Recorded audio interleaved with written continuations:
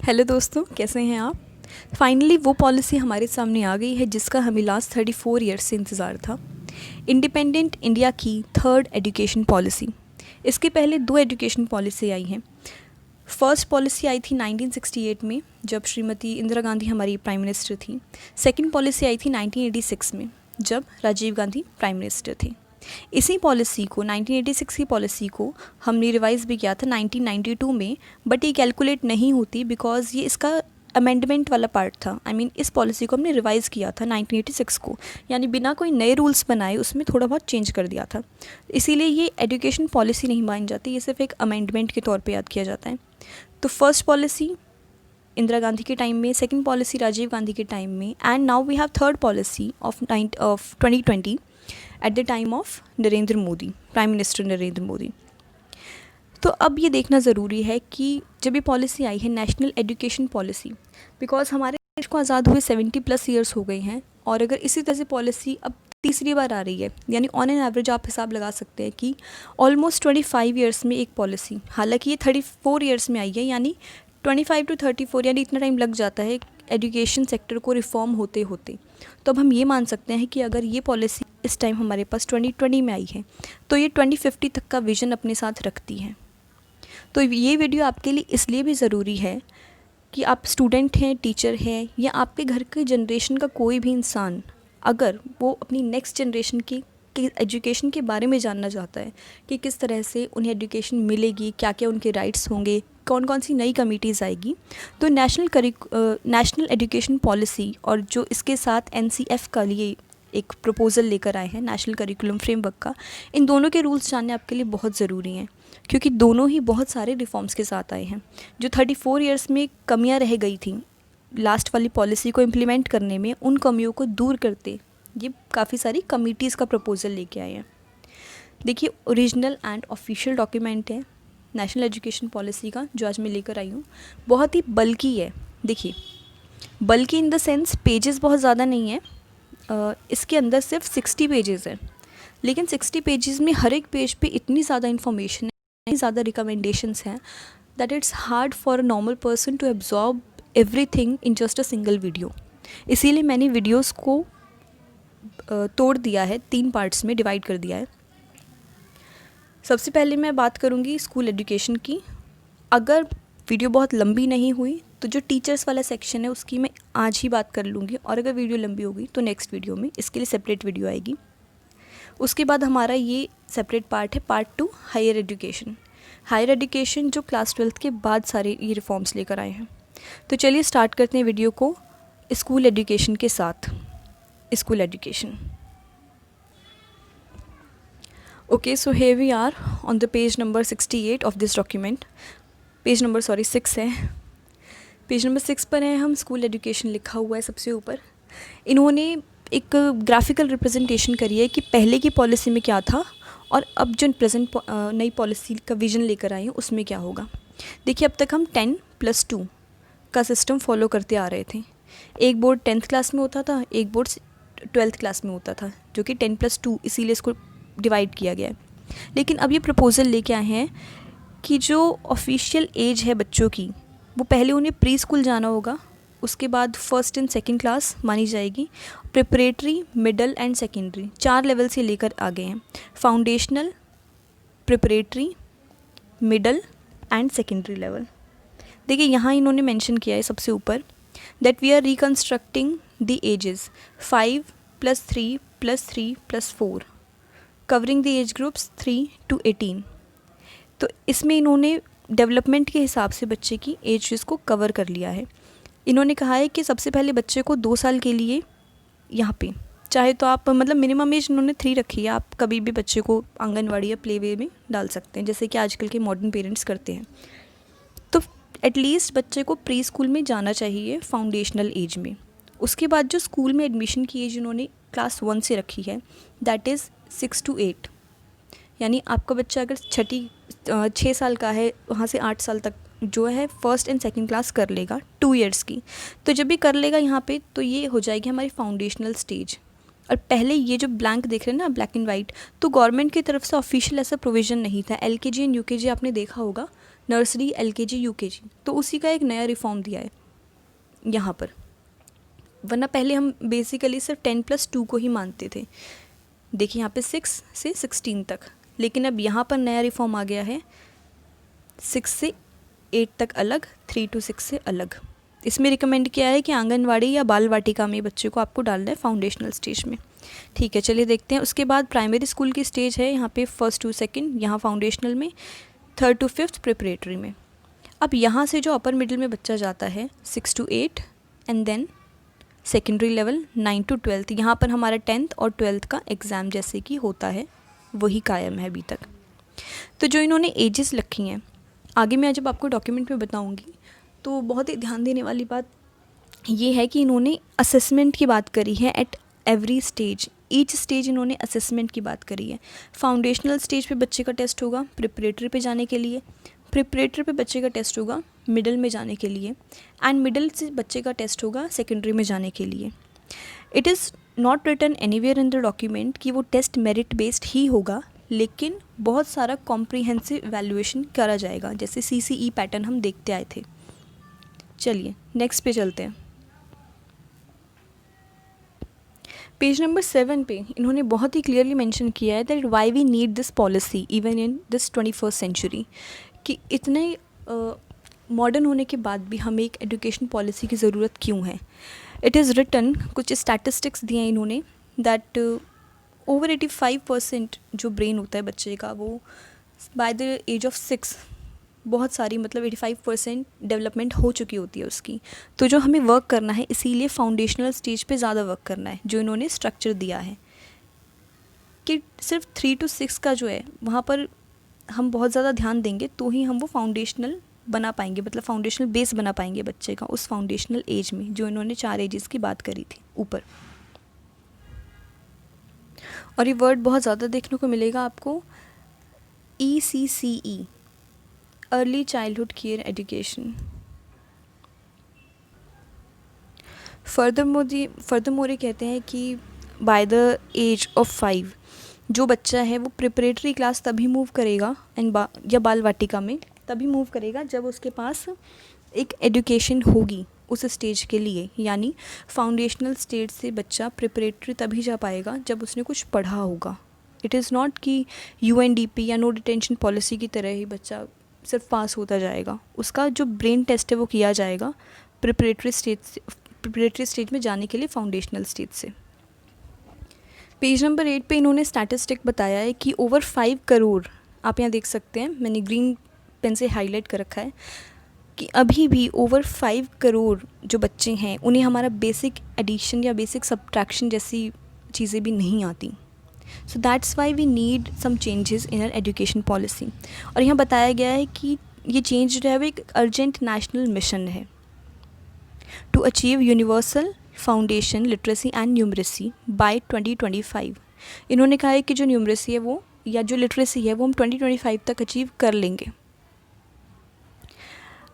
आगे देखते हैं। और ये अचीव करने के लिए इन्होंने टीचर वैकेंसी बताई है कि जो टीचर वैकेंसी है that will be filled at earliest and in a time bound manner, कि जो अभी बहुत सारे स्कूल्स हैं उसमें टीचर्स की वैकेंसी खाली पड़ी है तो उन्हें परमानेंट बेसिस पर फिल किया जाएगा। इस पॉलिसी का जो मोटो है 2025 तक अचीव करने के लिए। बच्चों को पढ़ाने के लिए एक आइडियल रेशो की बात करी गई है, प्यूपिल टीचर रेशो, जो कि 30:1 होना चाहिए, यानी अगर 30 बच्चे हैं तो उस पर एक टीचर होनी चाहिए। जो लास्ट एजुकेशन पॉलिसी थी उसमें भी 35 या 40 का ही रेशो रखा गया था। आज भी जो आइडियल स्कूल्स होते हैं जो टेस्ट लेकर बच्चों का एडमिशन करते हैं उसमें आज भी 35 रेशो वाली पॉलिसी चलती है, लेकिन बहुत सारे गवर्नमेंट स्कूल्स हैं उसमें रियलिटी यही है कि 80:1 तक हमारा रेशो चला जाता है, यानी 80 बच्चों की क्लास पर एक सब्जेक्ट टीचर पढ़ा रही होती है। सो उसको बर्डन को कम करने के लिए 30:1 की रिकमेंडेशन यहाँ फिर से दी गई है। इसके बाद है कि जो ड्रॉप आउट रेशो है उसके बारे में बात करी गई है कि a large proportion of children जो है वो within first week of grade 1 जो है स्कूल ड्रॉप आउट कर जाते हैं। इसके लिए digital infrastructure for knowledge sharing की बात इन्होंने कहा है। देखिए यहाँ पे कि टेक्नोलॉजी इंटरवेंशन होगी टीचर्स के लिए और बच्चों के लिए, जो ब्रिज हेल्प करेगी as a bridge in any language barrier. बच्चे ड्रॉप आउट इसलिए करते हैं क्योंकि उन्हें टीचर्स की जो भाषा है, टीचर्स एक प्रोफेशनल वे में पढ़ाते हैं, ठीक है, चाहे वो इंग्लिश में हो या हिंदी में हो। बेसिकली 2 ही लैंग्वेज यहाँ मानी जाती हैं। लेकिन इन्होंने कहा है कि जो ब्रिज बनेगा वो बनेगी हमारी लोकल लैंग्वेज, ठीक है।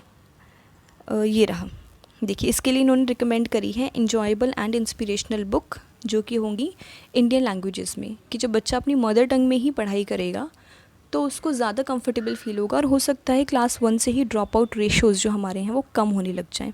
डिजिटल लाइब्रेरी बनाई जाएगी and national book promotion policy भी बनाई जाएगी, ऐसी इनकी रिकमेंडेशन है। प्राइमरी लेवल पर बोला गया है कि जो बच्चों को मिड डे मील मिलता है वो मिलते मिलते इतना देर हो जाती है, या तब तक बच्चे कई बच्चे जो है घर से ब्रेकफास्ट करके भी नहीं आते, ये इसमें क्लियरली कंसर्न दिया गया है। तो ऐसे एरियाज़ में जहाँ पर मिड डे मील पहुँचाना पॉसिबल नहीं होता है, वहाँ पर हॉट मील्स पॉसिबल नहीं है, तो वहाँ पे जो सर्दियों का खाना है वो दिया जाएगा, जैसे कि मिक्स जैगरी हो गई, चना, ग्राउंड नट्स, लोकल फ्रूट्स। यानी वो रिमोट एरिया जहाँ पर मिड डे मील टाइमली नहीं पहुँच पाता या उन स्कूल्स की टाइमिंग बहुत ज़्यादा है, तो वहाँ पे छोटा छोटा ब्रेकफास्ट देने की भी इन्होंने पहल करी है। फिर उन्होंने थोड़ा सा ड्रॉप आउट रेट्स पर अपना कंसर्न दिखाया है कि जो ग्रॉस एनरोलमेंट रेशियो होता है बच्चों का, वो 6 to 8 में 90% पाया गया, 9th, 10th और 11th, 12th में 79% एंड 56%। यानी सिर्फ 56% बच्चे ही क्लास 12th पास कर पाते हैं, जबकि 90% बच्चे एनरोल करते हैं फर्स्ट क्लास में। तो यानी इन 12 साल में ऐसा क्या होता है कि बच्चों का रेशो सिर्फ 56% ही रह जाता है। तो उस पर इन्होंने चिंता बताई है। इसके लिए इन्होंने सॉल्यूशन दिया है कि यूनिवर्सल पार्टिसिपेशन हो बच्चे का हर चीज़ में, और इसके लिए अटेंडेंस की ट्रैकिंग करी जाए, have suitable opportunities to catch up and reenter school. जैसे अगर कोई बच्चा मान लीजिए 6th क्लास के बाद ड्रॉप कर देता है स्कूल में, वो 2, 3 या 4 साल बाद 7th क्लास में आना चाहता है, तो इस जो गैप को फिल करने के लिए एक ब्रिज बनाने की बात करी गई है यहाँ पर, that the children have suitable opportunities to catch up and reenter school in any case they have fallen behind और ड्रॉप आउट। कि जो भी रीज़न हो, अगर वो री एंटर करते हैं तो उसके लिए किस तरह से उन्हें अप्रोच किया जाएगा या डील किया जाएगा। जो बच्चे फाइनेंशियल कंडीशंस की वजह से स्कूल को ड्रॉप कर देते हैं, बीच में छोड़ देते हैं अपनी पढ़ाई, उनके लिए NIOS या ओपन लर्निंग हमारी जैसी संस्थाएं हैं, तो इनको ज़्यादा बढ़ावा दिया जाए और इनका एक एक्टिव पार्टिसिपेशन किया जाए। ये रहा, ये इसके बारे में इन्होंने यहाँ रिकमेंडेशन दी है कि मल्टीपल पाथवेज होने चाहिए लर्निंग के। It is not always necessary कि बच्चा रेगुलर स्कूल से ही पढ़ाई करे। इन 2 इंस्टीट्यूशंस को एक हैवी जिम्मेदारी दी गई है कि आप भी ड्रॉप आउट रेट्स को कम करने में हमारी हेल्प करें। इसी एम को ईजी बनाने के लिए इन्होंने एक पब्लिक फिलैंथ्रोपिक पार्टनरशिप की बात करी है यहाँ पर, कि जो पब्लिक सेक्टर है वो अगर प्राइवेट पार्टनरशिप्स के साथ काम करेंगे तो भी हो सकता है कि स्कूल्स की एक्सेसिबिलिटी इतनी ज़्यादा हो जाए कि बच्चों को ड्रॉप आउट करने की ज़रूरत ही ना हो। जैसे अगर अभी एक बच्चा 10 या 5 किलोमीटर चल कर आता है या उसके पास रिक्शे के पैसे नहीं होते, यहाँ पर उसका स्कूल होता है, तो जो ये डिस्टेंस है, कई बच्चे इस डिस्टेंस की वजह से भी स्कूल छोड़ देते हैं क्योंकि पेरेंट्स के पास इतने पैसे नहीं होते कि वो बच्चे को ट्रैवल अलाउंस दे पाएँ। तो उन सभी फैक्टर्स को ध्यान में रखते हुए इन्होंने एक पब्लिक फिलैंथ्रोपिक पार्टनरशिप की बात की है।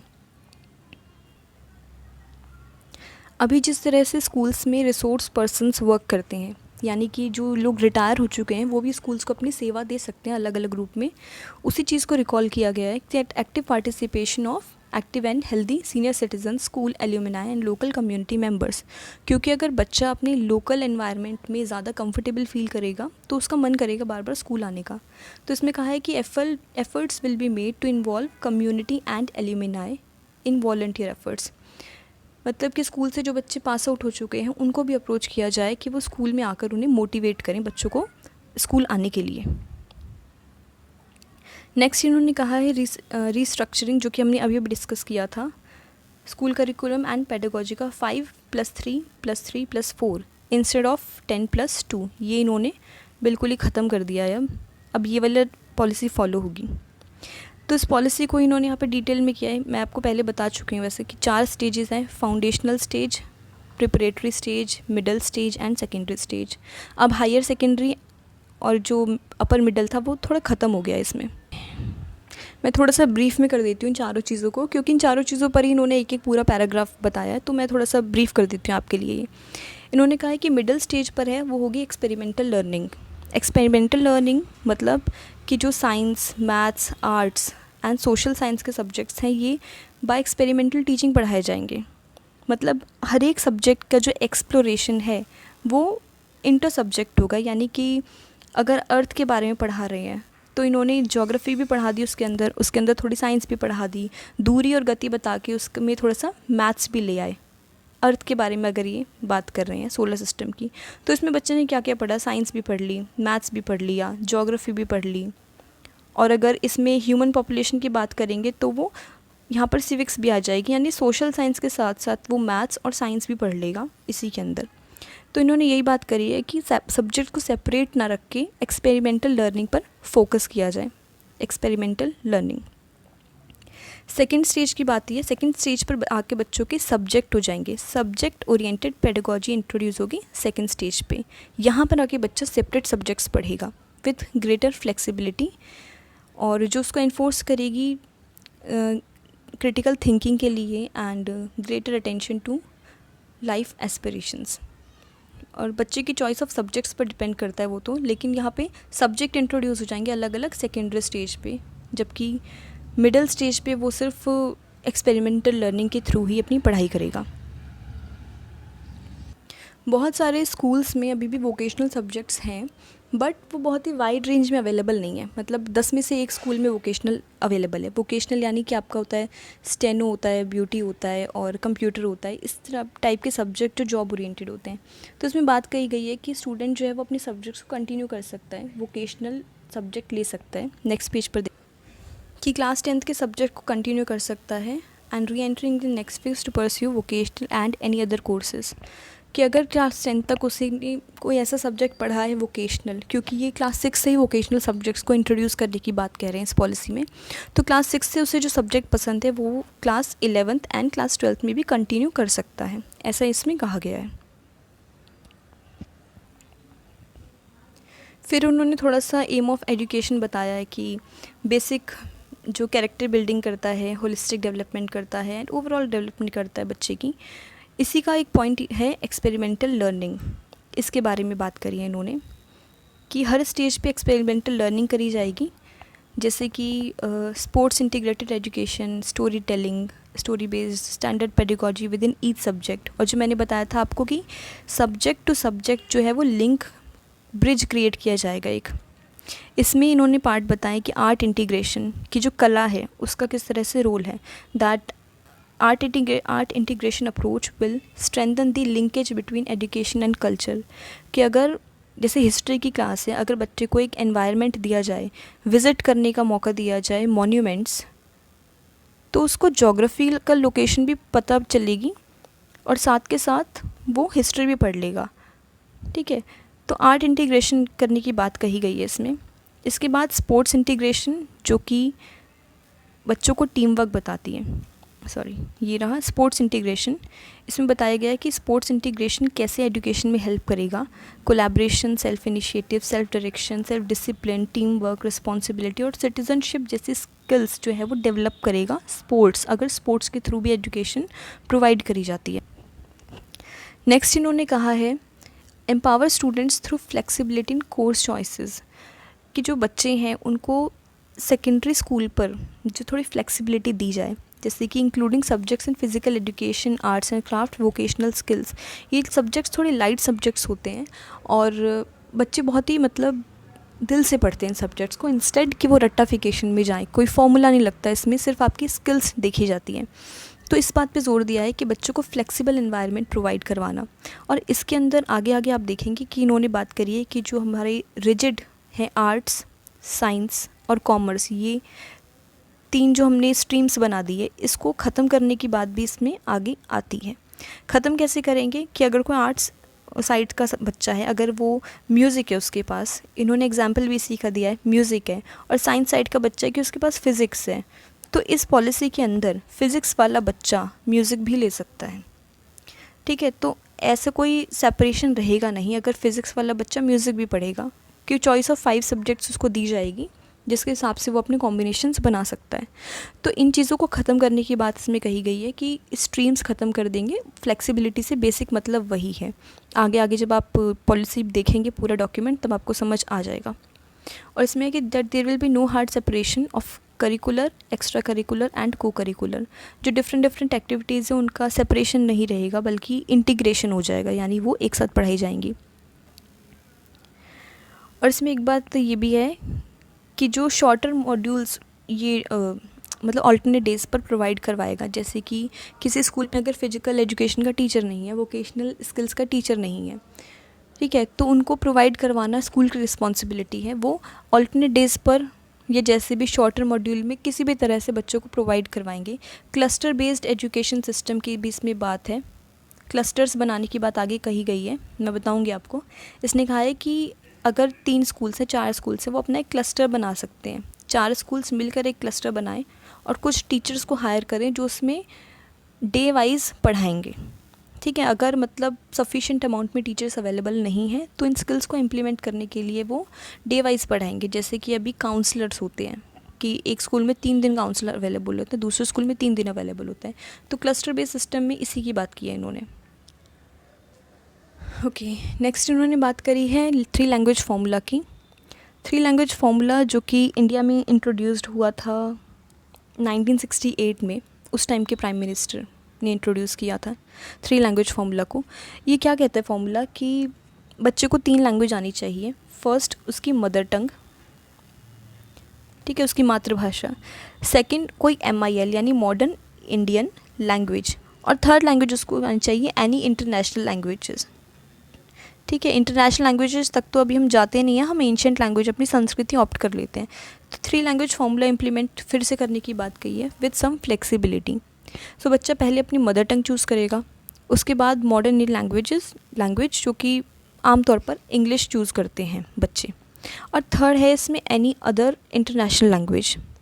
देखिए इसमें इन्होंने कहा है कि 3 लैंग्वेज फार्मूला के अकॉर्डिंग जो बच्चों की टेक्स्ट बुक है वो नहीं बनाई जाएंगी। No language will be imposed on any state, यानी किसी स्टेट को ये नहीं कहा जाएगा कि हिंदी कंपलसरी है, संस्कृत कंपलसरी है, या पंजाब में बोला जाएगा कि जैसे पंजाबी कंपलसरी, लेकिन कोई बच्चा नहीं पढ़ना चाहता तो डिफरेंट लैंग्वेज भी पढ़ सकता है। सो 3 लैंग्वेज फार्मूला कंपलसरी इम्प्लीमेंट होगा थ्रू आउट कंट्री, लेकिन उसमें फ्लेक्सिबिलिटी बहुत है।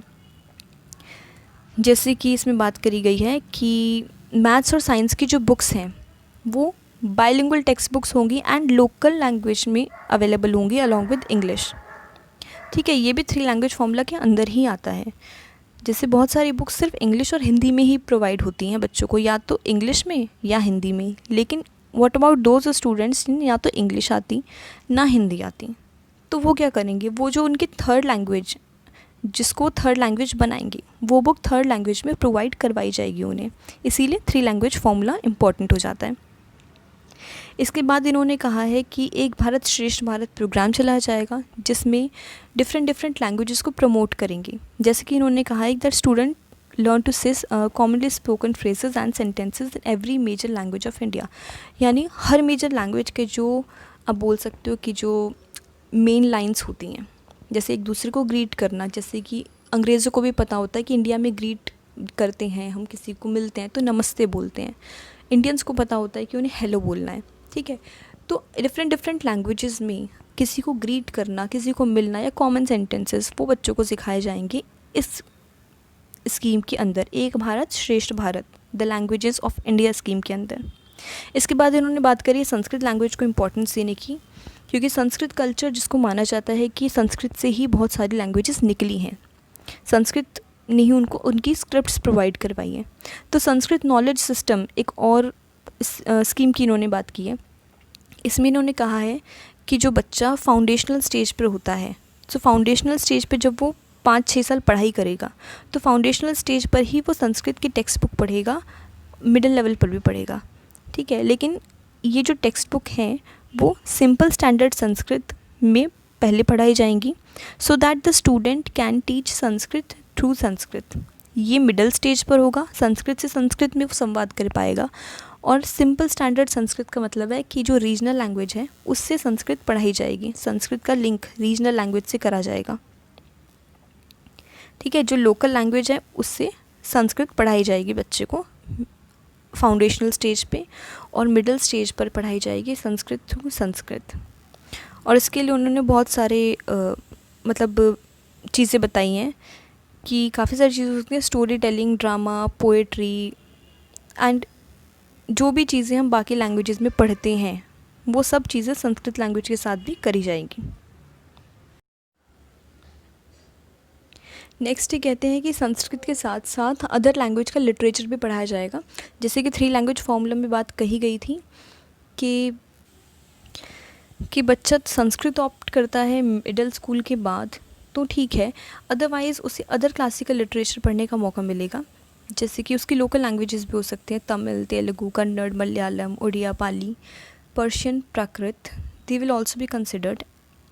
एंड जहाँ टीचिंग ऑफलाइन पॉसिबल नहीं होगी एक फ़िज़िकल टीचर के द्वारा, वहाँ ऑनलाइन मॉड्यूल से बच्चे को पढ़ाई जाएगी।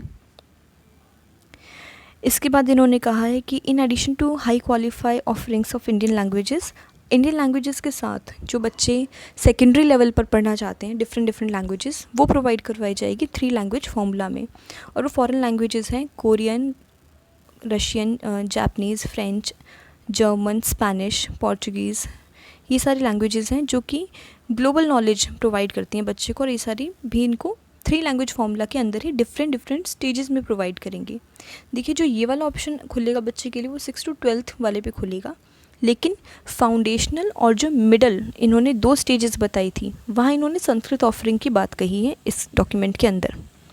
उसके बाद ये एम्पावर करते हैं इंडियन साइन लैंग्वेज सिस्टम पर, यानी जो बच्चे पर्सन विद स्पेशल एबिलिटीज़ होते हैं वो ISL यानी इंडियन साइन लैंग्वेज जो है वो स्टैंडर्डाइज करने की बात करी गई है कि जहाँ पर भी पॉसिबल होगा हेयरिंग इम्पेयरमेंट वाले स्टूडेंट्स के लिए, that local sign languages will be respected and taught as well as wherever possible and relevant.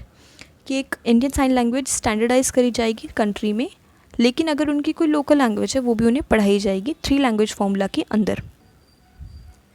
उसके बाद उन्होंने मैथमेटिक्स सब्जेक्ट पर मेन फोकस किया है, स्पेशली पूरा सेक्शन दे दिया है इसके ऊपर कि मैथमेटिकल थिंकिंग जो है वो क्रिटिकल थिंकिंग एंड एबिलिटी को बढ़ावा देती है बच्चे की, और जो भी ड्रॉप आउट रेट्स होते हैं वो मेनली मैथ्स या साइंस सब्जेक्ट्स की वजह से भी कंसिडर किए जाते हैं। तो इन्होंने कहा है कि इनोवेटिव मेथड्स यूज़ करने के सजेशन दिया है, जैसे कि regular use of puzzles, games या इंजॉयबल एंड एंगेजिंग एक्टिविटीज़, जो कि जैसे कोडिंग है कि activities involving coding will be introduce in middle stages, की जो कोडिंग जैसी एक्टिविटीज़ है वो भी मिडिल स्टेजेस पर इंट्रोड्यूस कर दी जाएंगी। नेक्स्ट पेज पर एक अच्छी पहल देखने को मिलती है, ये ब्लू कलर में आप देख रहे हैं, बैगलेस डेज़। एक अच्छी बात इन्होंने कहा है कि बस्ते के बोझ को कम करने से अच्छा है कि हफ्ते में कुछ दिन ऐसे हों जहाँ पर स्टूडेंट जो है वो बैगलेस आए स्कूल के अंदर, यानी बस्ता लेकर ना आए बल्कि अपने माइंड को लेकर आएँ बहुत सारी एक्टिविटीज़ करने के लिए। उन एक्टिविटीज़ को इन्होंने थोड़ा हिंट दी है यहाँ पे, activities involving arts, quiz, sports, vocational, crafts, यानी इस तरह की जो एक्टिविटी है वो बच्चे को टीम वर्क करने में बहुत हेल्पफुल होती है, साथ ही साथ historical, cultural and tourist importance जानने में हेल्पफुल होती है, बेनिफिशियल होती है। तो इसमें इन्होंने आउटसाइड विज़िट की भी बात करी है बच्चों को लेकर जाने के लिए, जैसे हम पिकनिक बोलते हैं जिसे, तो पिकनिक नाम ना देकर, बिकॉज पिकनिक है कि यहाँ पे आप मज़े कर सकें, ठीक है, तो पिकनिक की जगह इन्होंने एजुकेशनल टूर की बात कही है कि जहाँ पे बच्चे अपने historical, cultural and tourist importance जान सकें उस प्लेस की, तो वो भी उनको हेल्प करेगा। एंगेजिंग कोर्सेज की बात करी आगे इन्होंने, that an engaging course on Indian education system will also be available to students in secondary level as elective, कि अगर बच्चे लेने चाहें, इंडिया के बारे में जानना चाहें, तो वो भी उन्हें इलेक्टिव तौर पर, मतलब ऑप्शनल तौर पर उन्हें दिया जाएगा। Students will be taught doing what's right, जो मॉरल एजुकेशन होती है, नैतिक शिक्षा होती है, उस पर इन्होंने जोर दिया है कि बच्चों को बोला जाएगा कि वो जज कर पाएँ what is right for them, because बच्चों के लिए सबसे ज़रूरी होता है मॉरल एंड एथिकल वैल्यूज़ सीखना, क्योंकि हमने वीडियो के शुरू में भी आपको बताया था कि जो बेसिक बिल्डिंग ब्लॉक्स होते हैं किसी भी नेशन के, वो वहाँ के बच्चे होते हैं जो एडुकेट होते हैं, तो वही बड़े होकर वहाँ के रिस्पॉन्सिबल सिटीज़न और एक रिसोर्स पर्सन बनते हैं। तो अगर उनमें एथिक्स होंगे, मॉरल होंगे, तो डेफिनेटली वो कंट्री आगे जाएगी। देखिए यहाँ बताया गया है that children will be given opportunity will have an opportunity to read and learn from the original stories of Panchatantra, जो बचपन में आपने पढ़ी, हमने पढ़ी, हमारे पेरेंट्स ने पढ़ी और आज शायद बच्चों की बुक्स में कहीं नज़र नहीं आती। तो वापस उन स्टोरीज़ को लाने की बात कही गई है। That stories of Panchatantra, Jataka, Hitopadesha and other fun fables, वो सभी पढ़ाए जाएंगे। And excerpts from Indian constitution will be considered as an essential reading for all students. कि इंडियन कॉन्स्टिट्यूशन में जो फंडामेंटल राइट्स हैं, फंडामेंटल ड्यूटीज़ हैं, ऐसे कुछ एग्जांपल्स मैंने दिए हैं, लेकिन ऐसी चीज़ों को कंपलसरी करा जाएगा बच्चों के लिए, जैसे कि हमारा नेशनल एंथम याद करना या जितनी अदर चीज़ें हैं जो एक बेसिक्स अच्छे सिटीज़न को पता होनी चाहिए अपने देश के बारे में, वो सभी कंपलसरी बताई गई हैं, यहाँ पे एसेंशियल बताई गई हैं। इसके बाद पेज नंबर 19 पर इन्होंने बताया है कि प्रोजेक्ट बेस्ड या क्लब बेस्ड सर्कल बनाए जाएंगे स्कूल के अंदर, topic centred and project based club circles. मतलब English, Hindi, math, science, society, ये तो हो गए सब्जेक्ट वाइज सर्कल। दूसरे होते प्रोजेक्ट बेस्ड, जैसे कि स्कूल अगर कोई प्रोजेक्ट असाइन कर रहा है बच्चों को तो उसके हिसाब से सर्कल्स बनाना, ठीक है, क्लब्स बनाना एक्टिविटीज़ के अकॉर्डिंग। कुछ सर्कल्स एंड प्रोजेक्ट्स के इन्होंने एग्जाम्पल दिए हैं, example such as science circle, math circle, ये तो हो गए सब्जेक्ट बेस्ड, ठीक है। इसके बाद है हमारे पास चेस सर्कल। देखिए chess circle, poetry circle, language circle, ये हो गए हमारे प्रोजेक्ट बेस। जैसे कि आपने मैगज़ीन डिज़ाइन करने को दे दिया बच्चों को, तो वो आएंगे लैंग्वेज सर्कल वाले बच्चे डिज़ाइन कर सकते हैं। अगर कोई स्कूल में पोइट्री कंपटीशन ऑर्गेनाइज़ करना है तो आप पोइट्री सर्कल वाले स्टूडेंट्स की हेल्प ले सकते हैं। तो इसी तरह से इन्होंने eco club, debate and drama, इन तरह के तमाम सर्कल्स की बात करी गई है कि जो एक्टिविटी बेस्ड सर्कल्स हैं उन्हें बढ़ावा दिया जाए स्कूल के अंदर, ना कि उन्हें सब्जेक्ट्स में डिवाइड कर दें बच्चों को फिर से। उसके बाद इन्होंने कहा है कि ओलंपियाड कॉम्पिटिशन्स जो कि अब तक सिलेक्टेड लेवल्स के लिए होते हैं, वो अलग अलग सब्जेक्ट्स के लिए करे जाएंगे। बच्चों के लिए लास्ट में इस डॉक्यूमेंट में बात आती है, वो है कि जो आजकल ऑनलाइन टीचिंग हो रही है, इसमें कही गई है बात कि once internet connection and smartphone और tablets are available in all homes, कि चाहे वो होम में अवेलेबल हो चाहे स्कूल में अवेलेबल हो, तो बहुत सारी ऑनलाइन ऐप्स बनाई जाएगी गवर्नमेंट की तरफ से, जिस पे होंगे हमारे quiz competition, assessments, enrichment material, बहुत कुछ। लेकिन ये तभी हो पाएगा, कंडीशन यही है कि सबके घर में इंटरनेट कनेक्शन और स्मार्टफोन होने चाहिए। तो स्मार्टफोन और इंटरनेट कनेक्शन के लिए इन्होंने कभी कोई लिमिट नहीं रखी है, लेकिन क्योंकि पॉलिसी 2020 में आई है और मैंने आपको बताया कि 2050 तक का काम करेगी, तो होपफुली 2040 तक जो पॉवर्टी रेट है वो कम हो जाए और हर घर में स्मार्टफोन और इंटरनेट कनेक्शन हो। तो इसी बेसिस पर ये अपना कंक्लूजन निकालते हैं that student will develop smart classes, ठीक है। और डिजिटल पेडागॉजी उस टाइम ये इंट्रोड्यूस कर देंगे जिसमें teaching learning process online resources and उसके कोलैबोरेशन से होगी। तो यहाँ पर मैं वीडियो ख़त्म करती हूँ। मैं इस टाइम पेज नंबर 20 पर हूँ। देखिए बहुत सारी चीज़ें हैं कि ये 60 पेजेस की पॉलिसी है और मैंने सिर्फ 20 पेजेस में कवर किए हैं, क्योंकि बहुत कुछ है इसमें एब्जॉर्ब करने के लिए, ठीक है। नेक्स्ट मैं बात करूँगी अगली वीडियो में टीचर्स पर, क्योंकि टीचर्स रिक्रूटमेंट किस तरह से होगी। अगर पॉलिसी में इतने सारे चेंजेस हैं तो हमें पूरी टीचर रिक्रूटमेंट प्रोसेस को भी बदलना होगा। तो बीएड जैसी डिग्री कितने साल की होगी, कितने की नहीं होगी, वो सब हम बात करेंगे नेक्स्ट वीडियो में, क्योंकि ऑलरेडी वीडियो आधे घंटे की हो चुकी है। थैंक्स फॉर वॉचिंग एंड अगली पार्ट ज़रूर देखना अगर आप एक टीचर हैं या आप टीचर बनना चाहते हैं तो। Thank you and take care.